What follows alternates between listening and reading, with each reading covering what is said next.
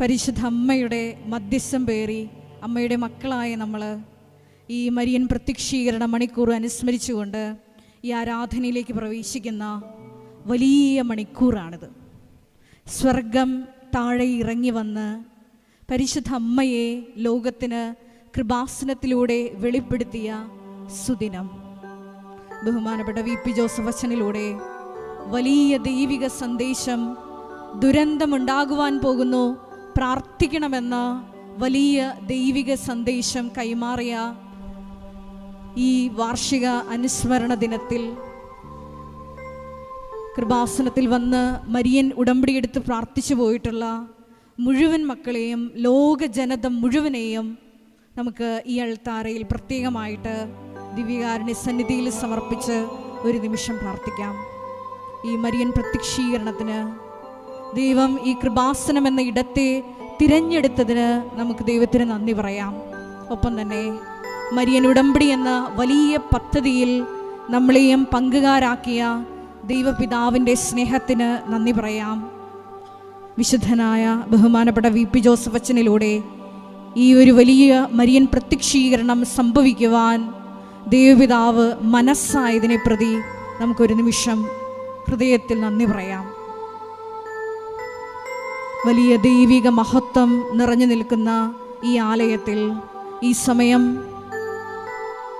പരിശുദ്ധമ്മ ജീവനോടെ പ്രത്യക്ഷയായ കൃപാസനം അൾത്താര മനസ്സിൽ കണ്ടുകൊണ്ട് ഈ ആലയത്തിലായിരിക്കുമ്പോൾ പരിശുദ്ധമ്മയുടെ പ്രത്യേകമായിട്ടുള്ള മധ്യസ്ഥം തേടി നമുക്ക് പ്രാർത്ഥിക്കാം.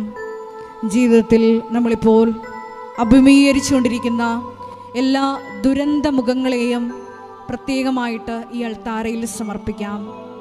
മരിയൻ പ്രത്യക്ഷീകരണത്തിൻ്റെ യോഗ്യതയാൽ ഷോയെ കൃപാസനത്തിൽ നടന്നിട്ടുള്ള 10,000-കണക്കിന് ആരാധനകളുടെ യോഗ്യതയാൽ 2004 ഡിസംബർ 7-ാം തീയതി ഉച്ചകഴിഞ്ഞ് 2:30 ഇതുപോലൊരു ആരാധനാ മധ്യേ സ്വർഗം ഈ ഭൂമിയെ തൊട്ട ആ നിമിഷത്തിൻ്റെ യോഗ്യതയാൽ പരിശുദ്ധമ്മേ ദൈവമാതാവേ, ഞങ്ങൾക്കെല്ലാവർക്കും വേണ്ടി, പാപികളായ ഞങ്ങൾക്ക് വേണ്ടി നീ ഈ സമയം മധ്യസ്ഥം വഹിക്കണമേ എന്ന് ഞങ്ങൾ ഒരു നിമിഷം പ്രാർത്ഥിക്കുന്നു. ഞങ്ങളുടെ ജീവിതത്തിന് ആവശ്യമായ വൻ കൃപകൾ ഈ ആരാധനാ മണിക്കൂറിൽ സ്വർഗത്തിൽ നിന്ന് പൊഴിക്കണമേ എന്ന് ഞങ്ങൾ പ്രാർത്ഥിക്കുന്നു. ഷോയെ ഈ കാലഘട്ടത്തിൽ ക്രിസ്തു സാക്ഷ്യമായി ഈ ലോകത്തിൽ പ്രശോഭിക്കുവാൻ, ക്രിസ്തുവാകുന്ന വെളിച്ചം എല്ലാവരിലേക്കും കൈമാറുവാൻ, മരിയൻ ഉടമ്പടി പോരാളികളാകുവാൻ, ക്രിസ്തു രഹസ്യം, പെസഹ രഹസ്യം ലോകത്തിൻ്റെ അതിർത്തികൾ വരെ പ്രഘോഷിക്കുവാൻ ഈ ആരാധനാ സമയം അങ്ങയുടെ മക്കളെ പ്രത്യേകമായിട്ട് നീ തിരഞ്ഞെടുത്ത് അഭിഷേകം ചെയ്യണമേ എന്ന് ഒരു നിമിഷം പ്രാർത്ഥിക്കുന്നു.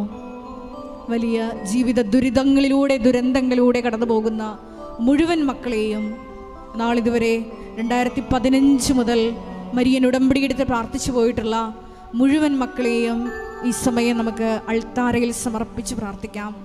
ഷോയെ ഓരോ മക്കളെയും മരിയൻ പ്രത്യക്ഷീകരണത്തിൻ്റെ വലിയ സാക്ഷികളാക്കി ഈ അൾത്താരയിൽ ഉയർത്തണമേ എന്ന് പ്രാർത്ഥിച്ചുകൊണ്ട് നമുക്ക് ദിവ്യകാരുണ്യ നാഥനെ വരവേറ്റുകൊണ്ട് ഇരുകരങ്ങളും ഉയർത്തി ശക്തമായി നന്ദിയോടെ സ്തുതിച്ചു പ്രാർത്ഥിക്കാം. Hallelujah, hallelujah, hallelujah, hallelujah, hallelujah. മഹത്വം, മഹത്വം, ആരാധന, ആരാധന. Hallelujah, hallelujah.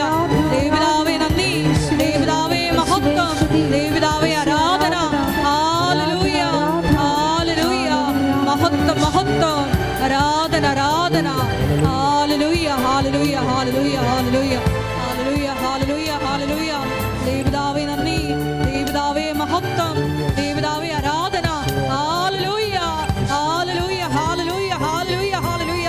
ശ്രീ ആരാധന യോഗ്യതയാ ഞങ്ങളുടെ ജീവിതത്തിലെ എല്ലാ തടസ്സങ്ങളും നീങ്ങി പോകണമേ എന്ന് പ്രാർത്ഥിക്കുന്നു. ഞങ്ങളെ സാക്ഷികളാക്കി കൃപാസനം അൾത്താരയിൽ ഉയർത്തണമേ എന്ന് പ്രാർത്ഥിക്കുന്നു.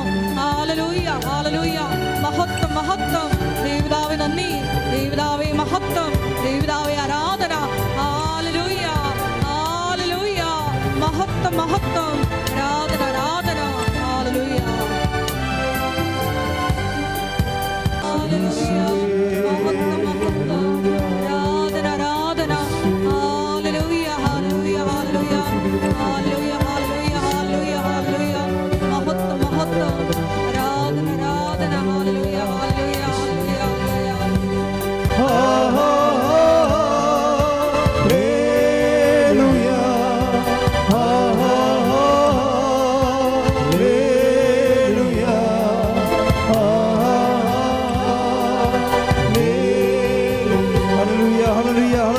ഹല്ലേലൂയ ഹല്ലേലൂയ യേശുവേ ഹല്ലേലൂയ ഹല്ലേലൂയ ഹല്ലേലൂയ യേശുവേ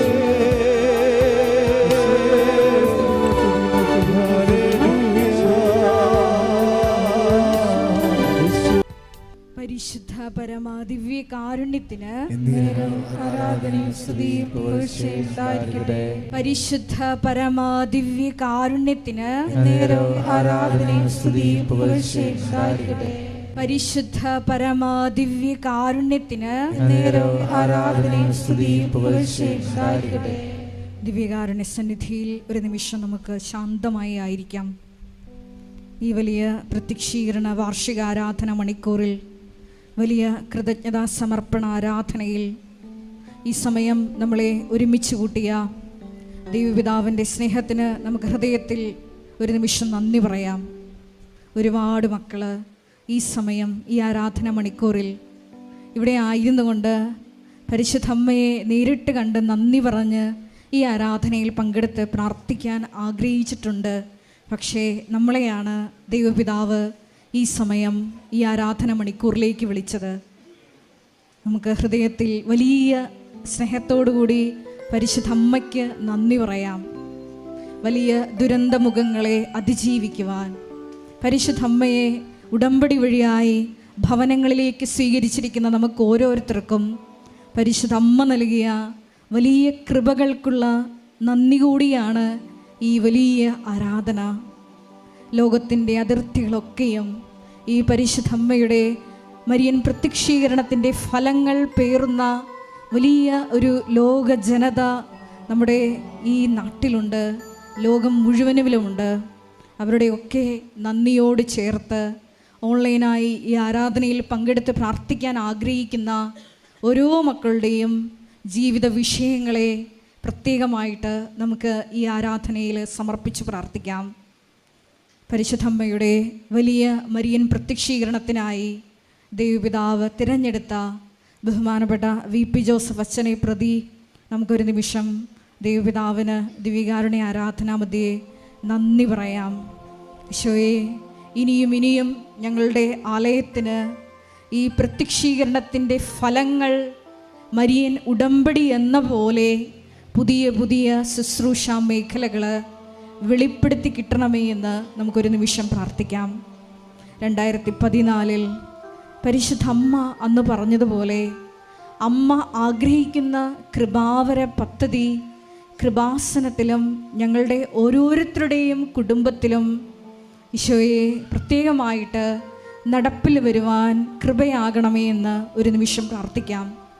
മരിയൻ ഉടമ്പടി എടുത്ത് പ്രാർത്ഥിക്കുന്ന നമ്മുടെ ഓരോരുത്തരുടെയും ഭവനങ്ങളെയും കുടുംബത്തിലായിരിക്കുന്ന ഓരോ മക്കളെയും അവരുടെ വിവിധ ജീവിത അവസ്ഥകളെയും വിവിധ ജീവിത ദുരന്ത അവസ്ഥകളെയും ഈ പ്രത്യേകമായിട്ട് ഈ പ്രത്യക്ഷീകരണ നന്ദി ആരാധനാ മണിക്കൂറിൽ ഈ അൾത്താരയിൽ സമർപ്പിച്ച് പ്രാർത്ഥിക്കാം. സ്വർഗം ഒരുപാട് സന്തോഷിക്കുന്നൊരു സമയമാണിത്. കാരണം പരിശുദ്ധ അമ്മ ഈ ലോകത്തിൽ പരിശുദ്ധ അമ്മയുടെ ജനനം എന്തിനായിരുന്നു എന്ന് ചോദിച്ചാൽ അത് രക്ഷകൻ്റെ പിറവിക്ക് വേണ്ടിയിട്ടായിരുന്നു. വാഗ്ദാനപ്രകാരം ദൈവപിതാവ് നമുക്ക് കൽപ്പിച്ച് നൽകിയ ആ ഒരു രക്ഷ പ്രദാനം ചെയ്യുന്നതിന് വേണ്ടിയിട്ടായിരുന്നു പരിശുദ്ധ അമ്മയുടെ ജനനം നടക്കുന്നത്.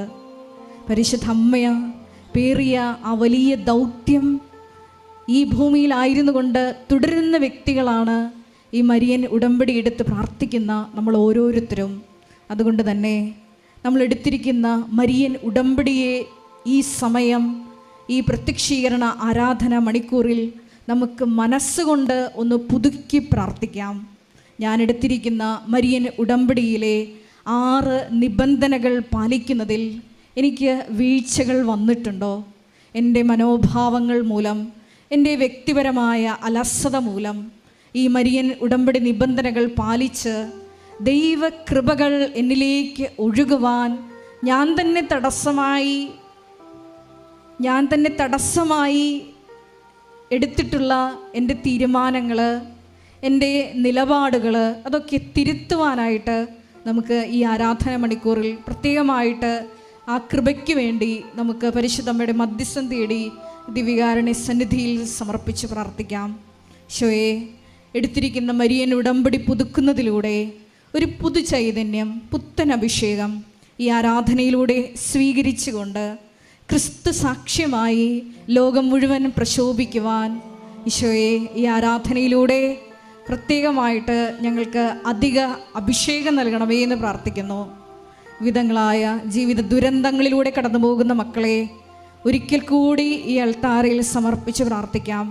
ഈ ഒരൊറ്റ ആരാധനയുടെ യോഗ്യതയാൽ ഇന്ന് കണ്ണുനീരോട് കൂടിയിട്ട് ഒരുപാട് ദൂരം സഞ്ചരിച്ച് ഒരുപാട് നൊമ്പരങ്ങൾ പേറി ഇവിടെ വന്നിരിക്കുന്ന ഓരോ മക്കളുടെയും കാരുണ്യ പ്രേക്ഷിത പ്രവർത്തനങ്ങളുടെ യോഗ്യതയാൽ കൃപാസനത്തിൽ നടന്നിട്ടുള്ള ലക്ഷക്കണക്കിന് അഖണ്ഡ ജപമാലകളുടെ യോഗ്യതയാൽ, റാലിയുടെ യോഗ്യതയാൽ, ലോകം മുഴുവനും നടക്കുന്ന അഖണ്ഡ ജപമാല മധ്യസ്ഥ പ്രാർത്ഥനകളുടെ യോഗ്യതയാൽ, കൃപാസനത്തിൽ തന്നെ നടന്നിട്ടുള്ള പതിനായിരക്കണക്കിന് ആരാധനകളുടെ യോഗ്യതയാൽ പ്രത്യേകമായിട്ട് എല്ലാ മക്കളുടെയും വിഷയങ്ങളെ ഈ ആരാധനയിലൂടെ ഈശോയെ ഏറ്റെടുക്കണമേ എന്ന് പ്രാർത്ഥിക്കുന്നു.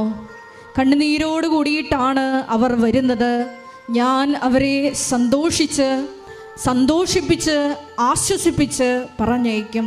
അതെ, പരിശുദ്ധ അമ്മ ഈ ആരാധനയിൽ നമ്മളെ സന്ധിക്കാൻ ഒരുക്കമാണ്. ഒന്ന് മാത്രം, യോഹന്നാൻ 2:5 തിരുവചനമനുസരിച്ച് അവൻ പറയുന്നത് പോലെ ചെയ്യുവാൻ, നമ്മുടെ ജീവിതമെന്ന് ക്രമപ്പെടുത്തുവാൻ നമ്മൾ തയ്യാറാകണം. പുറകെ കൃപയും നമ്മളെ തേടിയെത്തും. അനുഭവം നമ്മളെയും തേടിയെത്തും. സാക്ഷികളാക്കി ദൈവപിതാവ് നമ്മളെയും ഈ അൾത്താരയിൽ ഉയർത്തും. 2:30 മണി സമയത്തോടടുക്കുന്ന ഈ സമയം പ്രത്യേകമായിട്ട് നമ്മളെ തന്നെ പൂർണ്ണമായിട്ട് പരിശുദ്ധ അമ്മ മംഗളവാർത്ത സന്ദേശം സ്വീകരിച്ചപ്പോൾ എടുത്ത ഒരു ജീവിത നിലപാടുണ്ട്. ഇതാ കർത്താവിൻ്റെ ദാസി, നിന്റെ വാക്ക് അത് എന്നിൽ നിറവേറട്ടെ. ഇങ്ങനെ സമ്പൂർണ്ണ സമർപ്പണം ചെയ്ത ദൈവമാതാവിൻ്റെ ഉദരത്തിലാണ് രക്ഷകൻ വന്ന് പിറക്കുന്നത്. നമ്മളും ഒരു മരിയൻ ഉടമ്പടി സമർപ്പണ ജീവിതത്തിലാണ്. പക്ഷേ പലതും നമ്മൾ വിട്ടുകൊടുത്തിട്ടില്ല. ഇതാ കർത്താവിൻ്റെ ദാസി, നിന്റെ ഹിതം അത് എന്താണോ അത് ഞാൻ വച്ചിരിക്കുന്ന ജീവിത വിഷയങ്ങളുടെ മേൽ, ഞാൻ വച്ചിരിക്കുന്ന ഉടമ്പടി നിയോഗങ്ങളുടെ മേൽ ഉണ്ടാകണമേ എന്ന് ഒരു നിമിഷം നമുക്ക് പരിശുദ്ധ അമ്മയെ പോലെ പ്രാർത്ഥിക്കാം. അതെ, വചനം വിശ്വസിച്ച പരിശുദ്ധ അമ്മയെ നോക്കി എലിസബത്ത് പറഞ്ഞു, കർത്താവ് നിന്നോട് അരുൾ ചെയ്ത കാര്യങ്ങൾ നിറവേറുമെന്ന് വിശ്വസിച്ചവൾ ഭാഗ്യവതി. അതെ, വചനം കേൾക്കുമ്പോൾ വലിയ ദൈവിക വെളിപ്പെടുത്തലുകൾ നമ്മുടെ ജീവിതത്തിലുണ്ടാകുമ്പോൾ ആ സമയം തന്നെ ആമേൻ പറയുവാൻ ഈശോയെ, മരിയൻ ഉടമ്പടി എടുത്തിരിക്കുന്ന ഞങ്ങൾക്ക് ഓരോരുത്തർക്കും വലിയൊരു അഭിഷേകം ഈ ആരാധന മണിക്കൂറിൽ നൽകണമേ എന്ന് ഞങ്ങൾ പ്രത്യേകമായിട്ട് പ്രാർത്ഥിക്കുന്നു. ഈശോയെ, കരുണയായിരിക്കണമേ എന്ന് ഞങ്ങൾ പ്രാർത്ഥിക്കുന്നു. Hallelujah, hallelujah, hallelujah, hallelujah. ഈശോയെ നന്ദി, ഈശോയെ ആരാധന. Hallelujah, hallelujah, hallelujah, hallelujah, hallelujah. മഹത്വം, മഹത്വം, ആരാധന, ആരാധന. Hallelujah, hallelujah, hallelujah. നമുക്കെല്ലാവർക്കും മുട്ടുമേലായിരിക്കാം. കൃപാസനം മരിയൻ പ്രത്യക്ഷീകരണ മധ്യസ്ഥ പ്രാർത്ഥന നമുക്ക് നന്ദി നിറഞ്ഞ ഹൃദയത്തോടെ ഏറ്റുചൊല്ലി പ്രാർത്ഥിക്കാം. അമ്മേ, പരിശുദ്ധ അമ്മേ, ദൈവമാതാവേ, കൃപാസനത്തിലൂടെ ഞങ്ങൾക്കും ഞങ്ങളുടെ ദേശത്തിനും അമ്മ മധ്യസ്ഥം തേടി തന്ന എല്ലാ അനുഗ്രഹങ്ങൾക്കും കൃപകൾക്കും ഞങ്ങളിപ്പോൾ ഹൃദയം നിറഞ്ഞ നന്ദി പറയുന്നു. സ്തുതിച്ചു പ്രാർത്ഥിക്കാം. Hallelujah, hallelujah. നാളിതുവരെ ഞങ്ങൾക്ക് ലഭിച്ച എല്ലാ കൃപകൾക്കും അനുഗ്രഹങ്ങൾക്കും നന്ദി പറയുന്നു. Hallelujah, hallelujah, hallelujah. മഹത്വം, മഹത്വം. ദൈവപിതാവേ നന്ദി, ദൈവപിതാവേ മഹത്വം, ദൈവപിതാവേ ആരാധന. Hallelujah, hallelujah, hallelujah, hallelujah. മഹത്വം, മഹത്വം, ആരാധന ആരാധന. പരിശുദ്ധ പരമ ദിവ്യ കാരുണ്യത്തിന്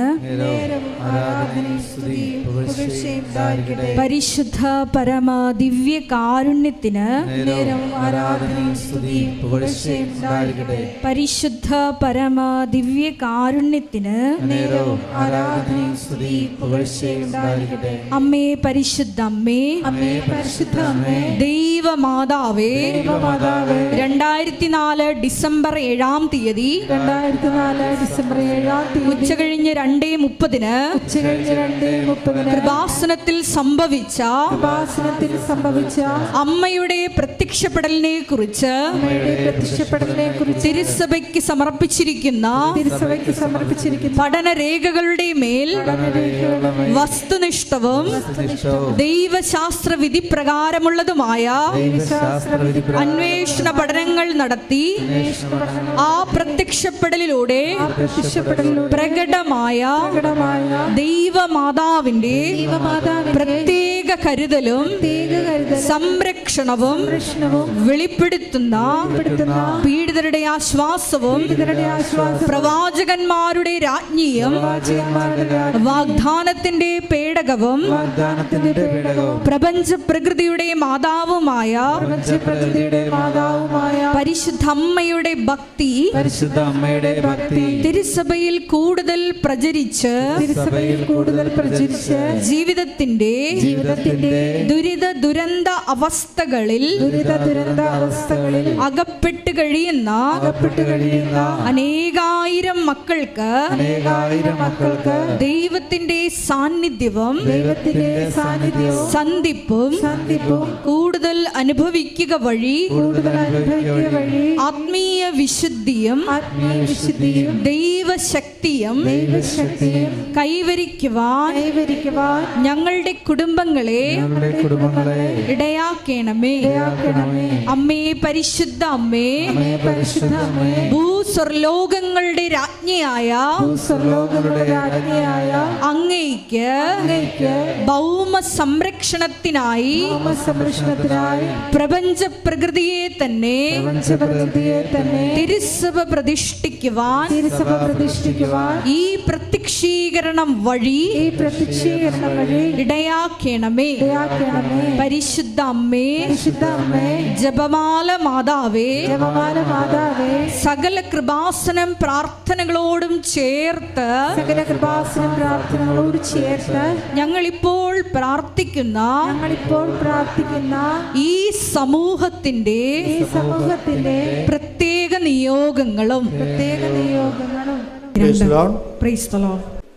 ഈ വിശുദ്ധമായ നിമിഷങ്ങളെ അനുസ്മരിച്ചുകൊണ്ട് അന്നത്തെ പോലെ ഇന്നും ആരാധനയുടെ ആയിരിക്കാൻ ദൈവം നമ്മളെ പ്രത്യേകം തിരഞ്ഞെടുത്തതാണ്. അതുകൊണ്ട് തന്നെ മൗന പ്രാർത്ഥനയുടെ സമയമാണിത്. നിങ്ങളുടെ ഉടമ്പടി നിയോഗങ്ങൾ, ഉടമ്പടി ചെയ്തവരാണെങ്കിൽ അതും, ഉടമ്പടി ചെയ്യാത്തവരാണെങ്കിൽ ചെയ്യുമ്പോൾ എടുക്കാൻ സാധ്യതയുള്ള നിയോഗങ്ങളും നമുക്ക് മാതാവിന് സമർപ്പിക്കാം. ആര് എന്ത് സമർപ്പിച്ചാലും ഒന്നാമത്തെ സമർപ്പണം സഭ ദൈവത്തിൻ്റെ ഈ പദ്ധതി തിരിച്ചറിയാനുള്ള കൃപ സഭയ്ക്ക് നൽകാൻ വേണ്ടി പ്രാർത്ഥിക്കണം.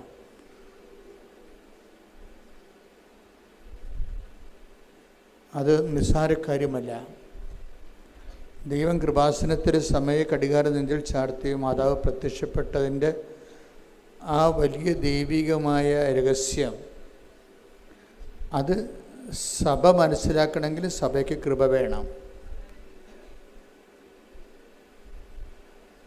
അതനുസരിച്ച് നമ്മൾ ഇന്ന് ആലോചിക്കുന്നതും പഠിക്കുന്നതും പ്രാർത്ഥിക്കുന്നതിനേക്കാൾ അപ്പുറത്താണ് ഈ പ്രപഞ്ചത്തിലെ ദൈവത്തിൻ്റെ അന്ത്യാഭിലാഷങ്ങൾ ഇതൾ വിരിയുന്നത് കൃപാസനം മരിയൻ പ്രത്യക്ഷത്തിലൂടെയാണ് എന്നെനിക്ക് പലപ്പോഴും തോന്നിയിട്ടുണ്ട്. അതുകൊണ്ട് അഗാധമായ ദൈവികമായ പദ്ധതി താങ്ങാനും അത് ഉൾക്കൊള്ളാനും അത് മനസ്സിലാക്കാനും ഉള്ള കൃപ, എല്ലാ തരത്തിലുള്ള കൃപ സഭയ്ക്ക് ലഭിക്കുന്നതിന് വേണ്ടി കൂടിയും ഇപ്പോഴും നമുക്ക് പ്രാർത്ഥിക്കാവുന്നതാണ്.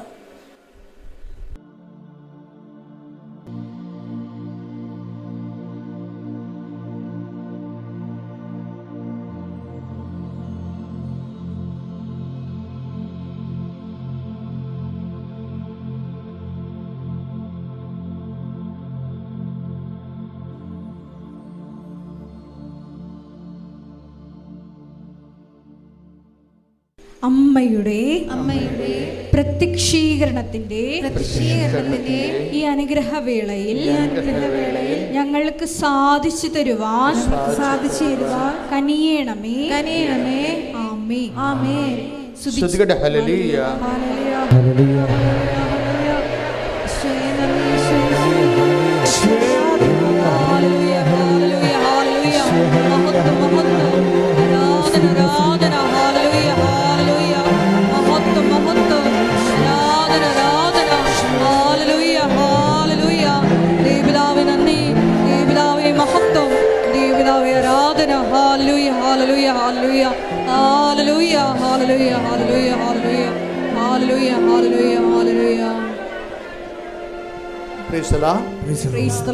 നമുക്ക് സന്തോഷത്തോടെ ഇരിക്കാം. എല്ലാവരും ഇരിക്കണേ. കാര്യം ഇതെല്ലാം ഗ്ലാസ് ഇട്ടിരിക്കുന്നതിൻ്റെ കാരണം നമ്മൾ ഈ പുറത്തുള്ളവരെ കൂടി ഇതിൻ്റെ ഭാഗമാക്കുന്നതിന് വേണ്ടിയാണ്. അപ്പോൾ നിങ്ങൾ പുറത്തുള്ളവർക്ക് എതിരെ നിങ്ങൾ എഴുന്നേറ്റ് നിന്നാൽ മധുര കിട്ടിയ പോലെ ഇരിക്കും. ഇത് മനഃപൂർവ്വം ഇത് ഗ്ലാസ് ആക്കിയത്. കാരണം ഇവിടെ ശുശ്രൂഷ നടക്കുമ്പോൾ ഇതിൻ്റെ രണ്ടിരട്ടി ആൾക്കാർ പുറത്തുണ്ടാകും. അവർക്ക് ഇന്നിപ്പോൾ അവരവിടെ ഇവിടെയൊക്കെ ഇരിക്കുന്നുണ്ടെങ്കിൽ നാളെ നമുക്ക് അവർ നല്ല കസേരയൊക്കെ ഇട്ട് കൊടുത്ത് അവരെ ഭംഗിയായിട്ട് ഇരുത്തും. അവരെ കൂടി ഉദ്ദേശിച്ചിട്ടാണ് നമ്മൾ ഗ്ലാസ് ആക്കിയിരിക്കുന്നത്. കാര്യം അവർ പുറത്തുനിന്ന് അകത്തേക്ക് നോക്കിയ ഈശോനെ കാണണം. ശ്രുതിക്കട്ടെ. ഹല്ലേലൂയ.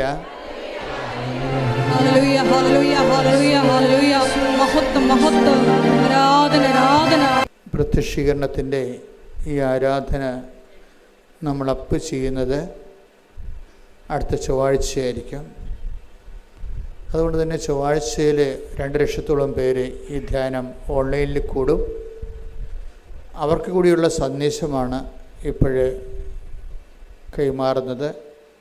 ഞാൻ കുറേ ദിവസങ്ങൾ ഈ ഒരു വിഷയത്തിന് വേണ്ടി പ്രാർത്ഥനയിലായിരുന്നു. അപ്പോൾ എൻ്റെ മനസ്സിൽ വന്ന കുറച്ച് കാര്യങ്ങൾ, നമ്മളിന്ന് പലതരത്തിലുള്ള വിഷമവും ഭാരവും ഒക്കെ അനുഭവിക്കുന്നവരാണ്. പ്രത്യേകിച്ച് കൃപാസനത്തിൽ വരുന്നവർ മനുഷ്യന്മാർക്കെല്ലാം ഇപ്പോഴും ഒരു കാര്യം മനസ്സിലായി.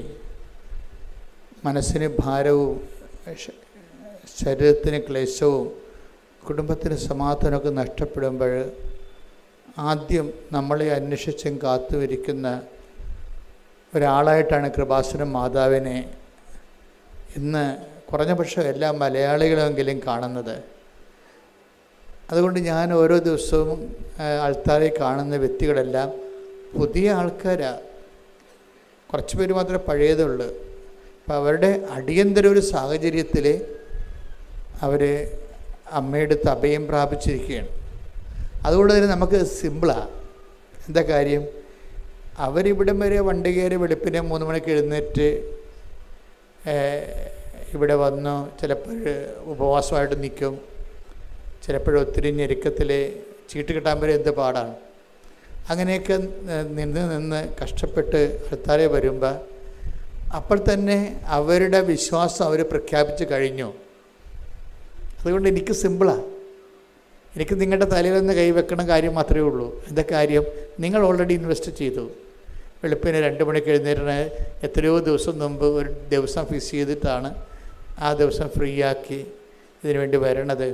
അല്ലെങ്കിൽ രോഗിനെയും കൊണ്ട് വരുന്നവരാണെങ്കിലും ബൈസ്റ്റാൻഡർ ഉൾപ്പെടെ അതെല്ലാം. പക്ഷേ എൻ്റെ മക്കൾ, സഹോദരങ്ങളെ, നിങ്ങൾക്ക് പറ്റുന്ന ചെറിയൊരു അബദ്ധം എന്ന് പറയണത്, നിങ്ങൾ കൊണ്ടുവന്ന ആളിൻ്റെ നിങ്ങളോടുള്ള സ്നേഹവും അവർക്ക് നിങ്ങളോടുള്ള സ്നേഹത്തിൻ്റെ പേരിലാണ് ചിലരെങ്കിലും കൊണ്ടുവരുന്നത്.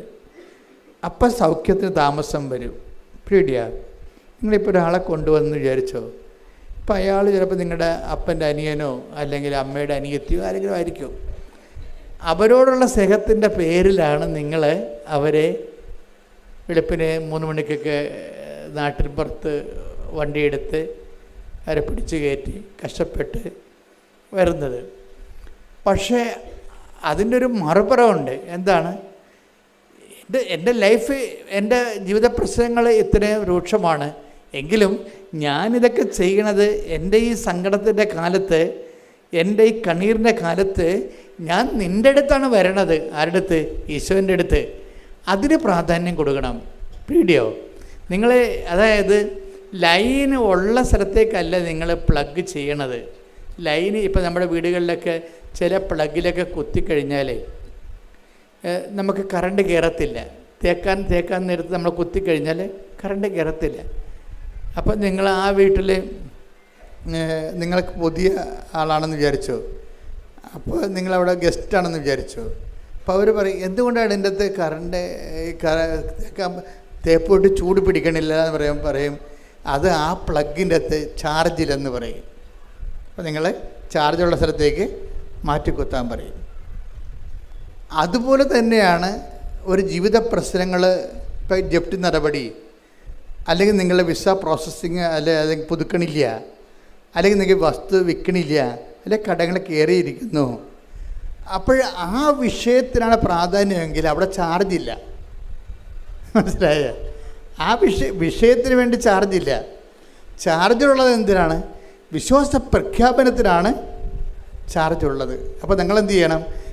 എനിക്ക് ജപ്തി നടപടിയാണ്, അല്ലെങ്കിൽ എനിക്ക് മക്കളില്ല, അല്ലെങ്കിൽ എൻ്റെ കല്യാണം ഒക്കണില്ല, എൻ്റെ ജോലി വരുന്നില്ല, ദാറ്റ്സ് ഓക്കെ. പക്ഷേ എങ്കിൽ ഞാനതിന് വേണ്ടി നിന്നിലാണ് ആശ്രയിക്കണത്. പ്രത്യേകിച്ച് കൃപാസന മാതാവിൻ്റെ പ്രത്യക്ഷീകരണത്തിലൂടെയാണ്. Praise the Lord. അവിടെയാണ് ചാർജുള്ളത്. ചില ആൾക്കാർക്ക് ചാർജുള്ള പ്ലഗ് അറിയാൻ പാടില്ലാതെ അവർ കടങ്ങൾ മാറി സമാധാനം കിട്ടാനെന്നും പറഞ്ഞുകൊണ്ട് പ്രാർത്ഥിക്കും. അപ്പോൾ അത് നിങ്ങളുടെ പ്രശ്നമല്ലേ? അവിടെ ചാർജില്ല.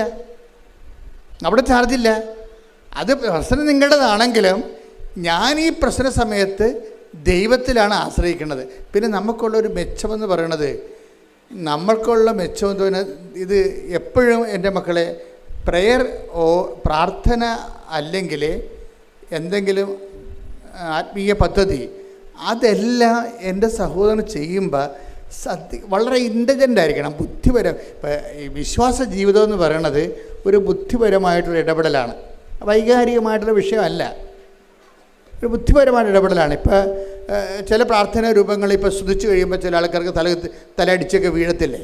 അതുപോലെ അഭ്യാസങ്ങളെ കൊണ്ട് കാര്യങ്ങളൊന്നുമില്ല. അത് നമ്മൾ ആ വീണ ആൾക്കാർ തന്നെ പിന്നെയും വീണ കാണാം. അപ്പോൾ പിന്നെ അതുകൊണ്ട് ആ പ്രാർത്ഥന എന്താ പ്രയോജനം? വീണ ആൾക്കാർ തന്നെ പിന്നെയും വീഴുകയാണെങ്കിൽ അപ്പോൾ അതിൻ്റെ അകത്ത് എന്തൊക്കെ ഒരു തരികിട ഉണ്ടെന്ന് മനസ്സിലാക്കാം. പക്ഷേ സത്യസന്ധമായിട്ട് ജീവിതത്തെ കാണണം. സത്യസന്ധമായിട്ട് ജീവിതത്തെ കാണുന്നത് എങ്ങനെയാണ്? നമ്മൾ എന്താണ് നമ്മളൊരു പ്രത്യേക ജീവിത സാഹചര്യത്തിലാണ്. ആ സാഹചര്യത്തിൽ നമ്മളൊക്കെ പ്ലഗ് ചെയ്യണം എവിടെയാണ് നമ്മൾ, അല്ലെങ്കിൽ നമ്മൾ പിന്ന് കുത്തിവെക്കണത് എൻ്റെ ഈ ജീവിത സാഹചര്യത്തിൽ എന്നെ രക്ഷപ്പെടുത്തണമെന്നുള്ളപ്പോൾ ഞാൻ എങ്ങനെയെങ്കിലും ആ സങ്കടത്തിൽ നിന്ന് ജോലി ലഭിച്ച് രക്ഷപ്പെടുക എന്നുള്ള ആ ഒരു വിഷയത്തിലാണെങ്കിൽ അതിന് ചാർജില്ല. നിങ്ങളെവിടെ കുത്തിവെക്കേണ്ട എവിടെയാണ്? കർത്താവേ, എൻ്റെ കണ്ണീരിൻ്റെ കാലത്ത് നീ പറഞ്ഞിട്ടുണ്ട് നിൻ്റെ വചനത്തിൽ, കണ്ണീരോടെയാണ് അവർ വരുന്നത്, ഞാനവരെ ആശ്വസിപ്പിച്ച് നയിക്കും. അത് നിൻ്റെ വാഗ്ദാനത്തിൻ്റെ ഭാഗമാണ്. അപ്പം നിൻ്റെ വാഗ്ദാന പ്രകാരം ഞാൻ എൻ്റെ സങ്കടത്തിൻ്റെ കാലത്ത് നിന്നിൽ ആശ്രയിക്കുന്നത് എൻ്റെ വിശ്വാസത്തിൻ്റെ വിഷയമാണ്. എൻ്റെ ദൈവവേദനയിലെ ഓരോ ക്ലേശാരിഷ്ടതകളെല്ലാം ആ ക്ലേശാരിഷ്ടതകളുടെ മാനുഷികമായ വശങ്ങളെ മറന്നിട്ട് അതിൻ്റെ ദൈവികമായ വശങ്ങളെ ബൂസ്റ്റ് ചെയ്യണം. അതെന്താണ്? അതിൻ്റെ വിശ്വാസവശമാണ്. പ്രാർത്ഥിക്കുക, കർത്താവ് ദൈവമേ, എൻ്റെ ഓരോ പീഡാനുഭവങ്ങളെയും ആ സമയങ്ങളിലെല്ലാം വിശ്വാസം പ്രഖ്യാപിക്കാനുള്ള ഒരവസരമായി കരുതിക്കൊണ്ട് യേശുക്രിസ്തുവിനെ നാഥനും രക്ഷകനുമായി ഏറ്റുപറയാൻ ക്ലേശങ്ങളിലൂടെ ദൈവം തിരഞ്ഞെടുത്തത് ദൈവവിളിയായി കരുതിക്കൊണ്ട് ഞാൻ എന്റെ ക്ലേശങ്ങളെ പ്രതി, രോഗങ്ങളെ പ്രതി, ഭാരങ്ങളെ പ്രതി മുഴക്കം പോലെ അങ്ങനെ ശ്രദ്ധിക്കുന്നു.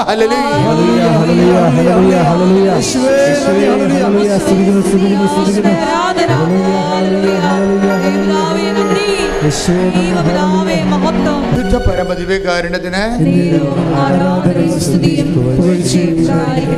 ഫസ്റ്റ് പോയിന്റ് എന്താണ്? ചാർജ് ഉള്ള പ്ലഗിലാണ് പിന്നെ കുത്തേണ്ടത്. ചാർജുള്ളത് എവിടെയാണ്? വിശ്വാസ പ്രഖ്യാപനത്തിനാണ് ചാർജുള്ളത്. നിങ്ങളുടെ ക്ലേശങ്ങളെ വിശ്വാസ പ്രഖ്യാപനത്തിനുള്ള ഒരവസരമായി നിങ്ങൾ തിരിച്ചറിയണം. ഓക്കെ അല്ലേ? ക്ലിയർ അല്ലേ? സെക്കൻഡ് പോയിൻ്റ്, കൃപാസനത്തിൽ വരുമ്പോൾ ഉണ്ടാകുന്ന അഡീഷണൽ ബെനിഫിറ്റ്സ് എന്താണെന്നറിയാമോ? അഡീഷണൽ ബെനിഫിറ്റ്സ് ഇപ്പോൾ എല്ലാ കമ്പനികളും ഓരോ പ്രോഡക്റ്റ് വെക്കുമ്പോഴൊക്കെ അവർ പറയത്തില്ല അഡീഷണൽ ബെനിഫിറ്റ്സ്. കൃപാസനത്തിലുള്ള അഡീഷണൽ ബെനിഫിറ്റ്സ് എന്താണ്? ഇത് മാതാവിൻ്റെ പ്രത്യക്ഷീകരണത്തിൻ്റെ അടിസ്ഥാനത്തിലാണ് ഇതിൻ്റെ ആധ്യാത്മിക ജീവിതം ദൈവം ക്രമീകരിച്ചിരിക്കുന്നത്. മാതാവിൻ്റെ പ്രത്യക്ഷീകരണം എന്ന് പറയുമ്പോൾ നമ്മുടെ ആവശ്യമല്ല. നമ്മൾ മെമ്മോറാണ്ടം കൊടുത്തിട്ടാണ് മാതാവ് പ്രത്യക്ഷപ്പെട്ടത് അല്ല. നമ്മൾ ഉപവാസം അനുഷ്ഠിച്ചിട്ടും അല്ല. നമ്മൾ ദൈവത്തിൻ്റെ ജോലി ചെയ്തപ്പോൾ, അത് വൃത്തിയും മെനയുമായിട്ട് ഭംഗിയായിട്ട് ചെയ്തപ്പോൾ, അതിൻ്റെ അത് വ്യക്തിപരമായ വലിയ കഴമ്പൊന്നുമില്ല ദൈവത്തിന് മനസ്സിലായപ്പോൾ, ദൈവത്തിന് പറ്റിയ ആളാണെന്ന് മനസ്സിലായപ്പോൾ ദൈവം തിരഞ്ഞെടുത്ത ഒരു തിരഞ്ഞെടുപ്പാണത്. എന്തിനാണ്? ലോകത്തിലെ വലിയ സന്ദേശങ്ങൾ കൈമാറാൻ വേണ്ടി ദൈവം ഒരു കുഞ്ഞു ധ്യാനകേന്ദ്രത്തെ തിരഞ്ഞെടുത്തതാണ്. സമയഘടികാരം നെഞ്ചിൽ ചാർത്തി അന്ത്യകാലത്തിൻ്റെ വർണ്ണാഫയിൽ ദുരന്തമുണ്ടാകാൻ പോണ് പ്രാർത്ഥിക്കണം. അത്രേ ഉള്ളൂ. ഒരു 10-30 സെക്കൻഡ് ആണ് ആ പ്രത്യക്ഷീകരണം ഉള്ളത്. 10-30 സെക്കൻഡ്. ഈ 10-30 സെക്കൻഡ് ഈ പ്രത്യക്ഷീകരണം വരുമ്പോൾ മാതാവിൻ്റെ ഈ സിൽവർ ഗ്രേയിലുള്ള കളർ മാത്രം മതി നമുക്ക് ഒരു ജന്മം ധ്യാനിക്കാൻ വേണ്ടി. എന്താ കാര്യം? ഇത് യുദ്ധത്തിൻ്റെ കളറാണ് അല്ലേ? അതായത് ഇത് ഭൗമതാപത്തിൻ്റെ കളറാണ്, ഇത് മഞ്ഞുരുക്കത്തിൻ്റെ കളറാണ്, ഇത് പ്രളയത്തിൻ്റെ കളറാണ്, ഇത് അന്ത്യകാലത്തിൻ്റെ കളറാണ്. സമയമെന്നാണ് അമ്മ പറയണത്. പിന്നീട് സമയം. ഇതാരാ പഠിക്കേണ്ടത്? ഞാനിങ്ങനെ കലവരുന്നുണ്ട് നിങ്ങൾ പറഞ്ഞ പോലെ കാര്യമുണ്ടോ? ഇത് സാർവത്രിക സഭ ഈ വിഷയം പഠിക്കണം. പഠിച്ചതിന് ശേഷം എന്താണ് ലോകത്തോട് ഇങ്ങനെ ദൈവം ഒരു വെളിപാട് നൽകിയിട്ടുണ്ട്. ആ സന്ദേശം അനുസരിച്ചുകൊണ്ട് ജനത്തെ ഒരുക്കാനുള്ള ബാധ്യത ഭൂമിയിൽ ആർക്കാണ്? തിരുസഭയ്ക്കാണ് എൻ്റെ ബാധ്യത. കാര്യം ഇന്ന് വരെയുള്ള എല്ലാ സന്ദേശങ്ങളും ദൂതുകളും ലോകത്തിന് കൈമാറിയിരിക്കുന്ന തിരുസഭയാണ്. കാര്യം ദൈവം അന്ന് സ്ഥാപനകാലം മുതൽ ദൈവം അതിനുവേണ്ടി സ്ഥാപിച്ച ലക്ഷ്യം അത് തന്നെയാണ്. തിരുസഭയുടെ 2 ലക്ഷ്യങ്ങൾ ഞാൻ മനസ്സിലാക്കുന്നത്. ഒന്ന്, ദൈവരഹസ്യങ്ങളുടെ സൂക്ഷിപ്പാണ്. കളങ്കമില്ലാതെ കറയില്ലാതെ ദൈവരഹസ്യങ്ങളെ സൂക്ഷിക്കുക, ദൈവം വെളിപ്പെടുത്തി കൊടുത്തിട്ടുള്ള രഹസ്യങ്ങളെ. രണ്ടാമത്, അതാത് കാലത്ത് ദൈവം വെളിപ്പെടുത്തുന്ന രഹസ്യങ്ങളെ കാലത്തിൻ്റെ ചുവരെഴുത്ത് പോലെ വായിച്ച് വ്യാഖ്യാനിച്ച് ജനതയെ ദൈവത്തിൻ്റെ ഇഷ്ടത്തിലേക്ക് നയിക്കുക. അതിനുള്ള കഴിവ് സഭയ്ക്കുണ്ടാകട്ടെ എന്ന് പ്രാർത്ഥിച്ചുകൊണ്ട് സ്തുതിക്കട്ടെ. ഹല്ലേലൂയ.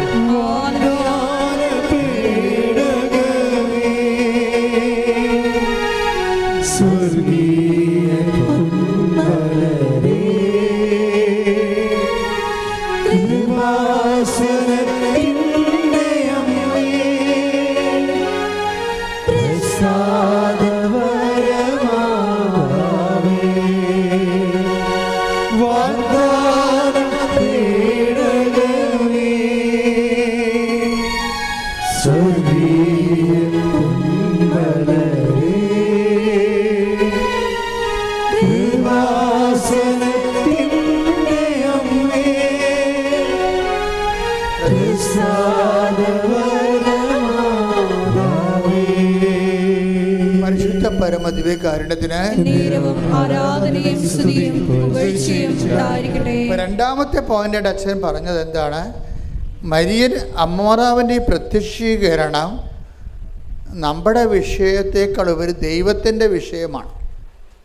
ഈ സന്ദേശം കൈമാറേണ്ടതും സന്ദേശം അനുസരിച്ചുകൊണ്ട് ജീവിതം ക്രമീകരിച്ച സന്ദേശത്തിൻ്റെ യോഗ്യമായ ഒരു സന്ദേശ പങ്കാളിയായി ഉടമ്പടി ജീവിതം നമ്മളെ ശരിക്കും പരുവപ്പെടുത്തുന്നുണ്ട്.